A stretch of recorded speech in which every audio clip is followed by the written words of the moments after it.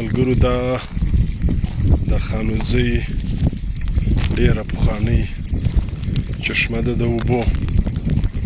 پرون موږ ته یې د کاریز در ښکاره کړی. دا ماشاءالله د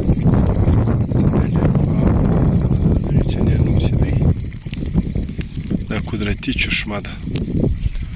د دغې ځای نوم چې دی دغې چینې ته سیمور وایي، سیمور. نو دا د سیمورو چشمه ده.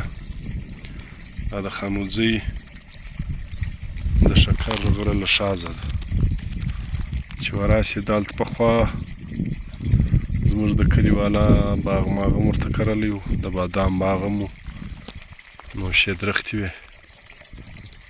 دغه چشمه اوس هم هغه ته راده. دا ډېره پخوانۍ چشمه ده. دغه ټایم یې موږ ته نه دی معلوم چې دغه به 100 کاله کېږي، 50 کاله به یې کېږي، یا 80 کاله به یې کېږي. بهرحال ډېره پخوانۍ چشمه ده. اوبه یې اوس هم ماشاءالله هغه ته راځي او ډېرې خوږې ښایستې اوبه یې دي.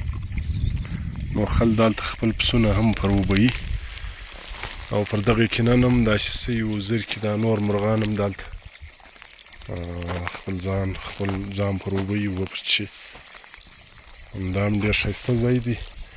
دی نږدې مګر په لیدلو ارزي.